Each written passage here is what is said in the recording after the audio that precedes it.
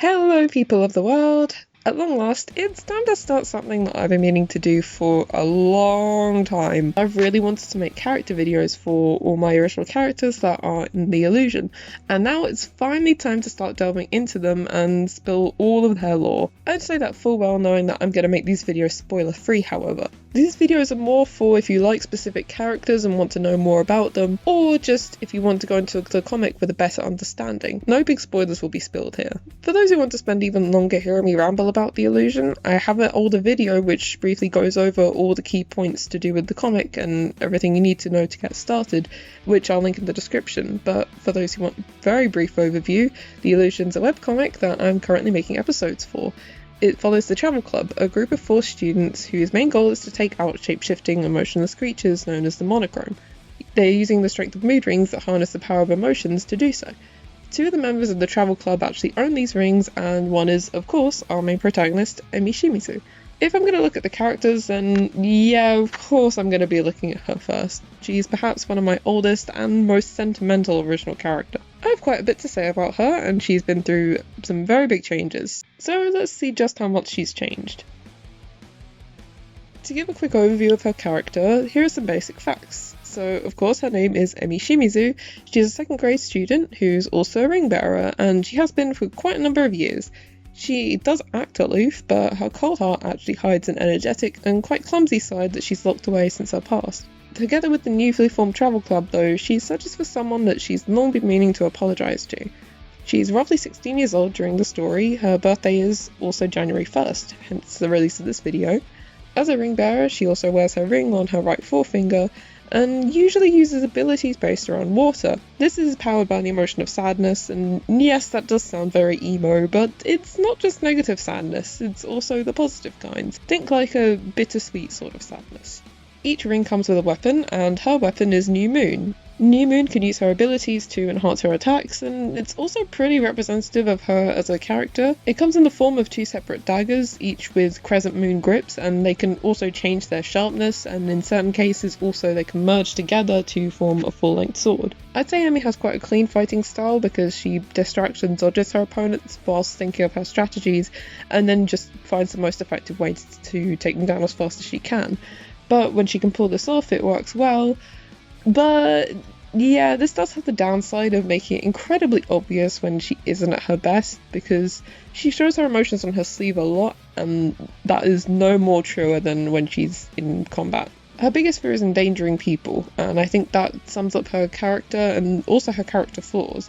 She's a bit too afraid to hurt others, so she just figures the best way to avoid interacting with people is to be cold to them, and that's something she's taken on board very strongly, that now it's become a part of her personality that shows the most. But her biggest hope is to make new connections, and yeah, that's gonna be a struggle when you come off as cold as Emi does. Oh god, why do I do this to her? On a lighter note though, I just had to include this. Here's this little soundbite which basically summarises her best. It is going to make a little bit more sense once Chapter 4 actually finally releases, but this is basically Emi in a nutshell. Do you want to get something? I wanted water. Is this yours? That is absolutely yours. I have coffee over here. That's water. You're drinking straight up coffee? Black coffee, baby doll. A fresh hot cup. Just water for you? Just water for me and tremendous anxiety. Yeah. Always. Do you have a lot of anxiety? I do have a lot of anxiety. And that's why you don't want anyone to actually ever truly know you. Oh.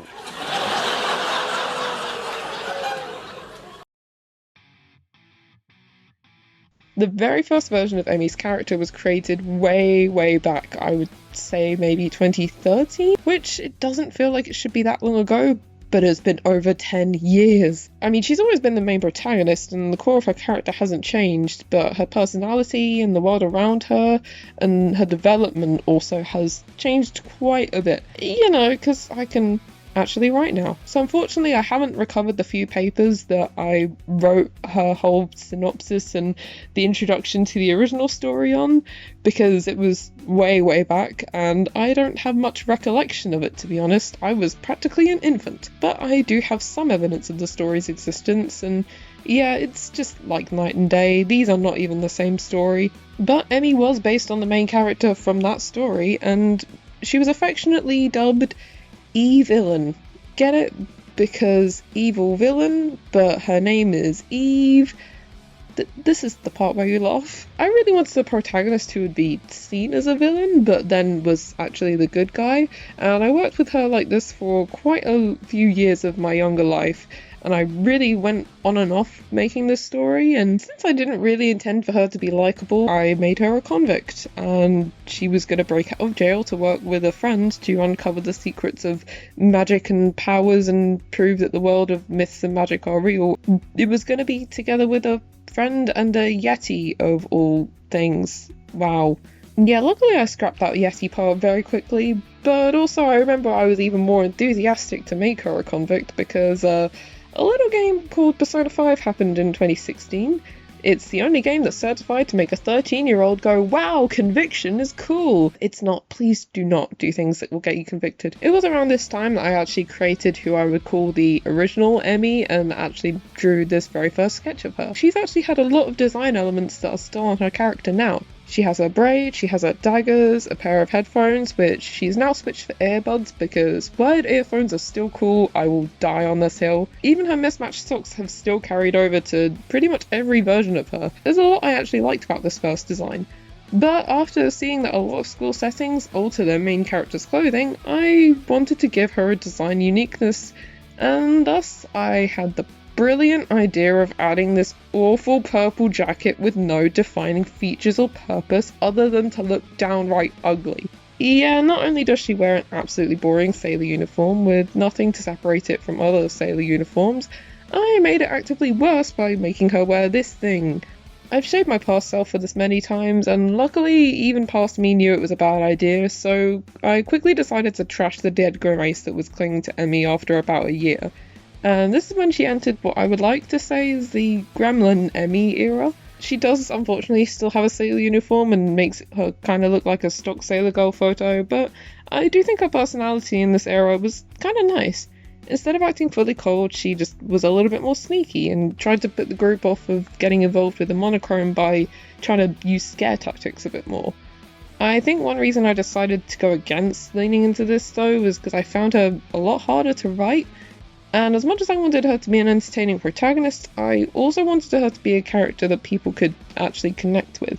And I didn't feel like I could achieve that at this point, especially with my writing skills at the time not really being the best. But this design and personality wouldn't last that long since I finally realised how bad the sailor uniforms were, so I decided to design uniforms not too far off of those which the characters have now. I was still practicing on making my style consistent, but her character alongside everybody else's were pretty much set at this point. Emmy, like the others, has gone through various changes since, but she essentially has become who she is now.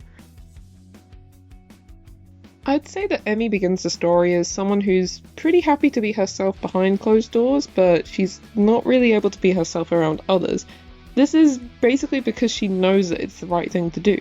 She's already been told that being yourself, being social, and being friendly is technically the right thing to do, but she's afraid of the connections that she can make by acting this way. Connections are pretty difficult to make, and even more so to keep, so she just decided she didn't really want to be understood altogether. She pushes people away as much as she can, and some past experiences haven't really helped with this mindset. With any luck, her experiences with the travel club will be a lot better and will help her. She ends up being the one that actually shows the rest of the travel club how to go about things and what to do, even though she herself is against the idea. But she also knows that in their situation, it's the best thing that she actually can do. Since the group basically forced her into explaining things, her relationship with the other members is a little bit rocky at first. Daigo's the only member she really knows before they make the club because he sits beside her in class, but she isn't really sure what to do when it comes to him. He really wants to be friends with her, but she kind of resents this because he's one of the few people that actually tries to approach her. She actually does have some appreciation for him though, since he helps her realise that even if not everyone understands each other at first, they can learn to understand each other, just like she learned about some of his special interests and what kind of person he was.